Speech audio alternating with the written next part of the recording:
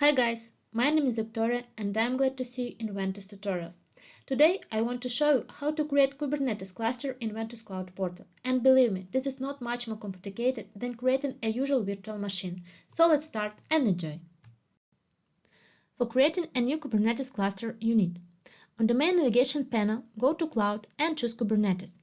As you can see, I don't have any clusters created yet, but now we will fix it. So I click the plus button from the bottom right of the screen. And on the following page, firstly we need to come up with the cluster name. I type cluster test here and select cluster template. I just chose the first one from the list of available.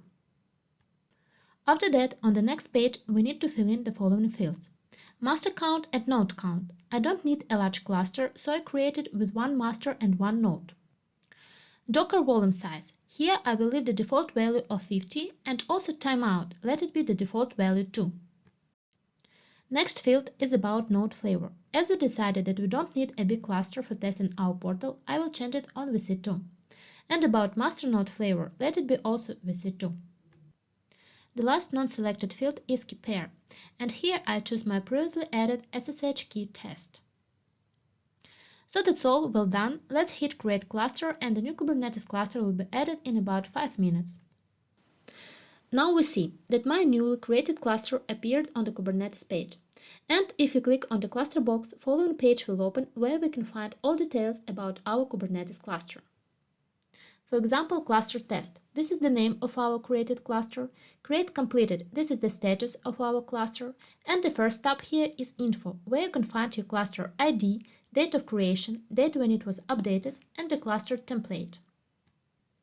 In the next tab, Nodes, you can see the following information: master count, node count, IP address, node addresses, and master addresses. This address you will use when you're trying to connect to a cluster directly using the SSH protocol. You can also access to Kubernetes cluster using CLI, but we will consider this in the next video tutorial. The tab Miscellaneous can provide with the following information: discovery URL, cluster create timeout, our chosen key pair, master flavor, node flavor, and the health status of our cluster. The last tab labels have some additional information too, but these icons for quick action deserve more attention. With their help, you can quite easily resize your cluster. For example, now I want my cluster to be with 3 nodes, so I type here 3, hit resize cluster, wait about 5 minutes, and here it is. Now my cluster has status update completed and 3 node count. Next icon for quick action can help you to get certificate if you need it. And also, if you want to delete your cluster, click the icon to delete, and on the next page just confirm your actions. So that's all for today. I hope now you know how to create a new Kubernetes cluster, find all information about it, resize it, get a certificate or delete it if you need.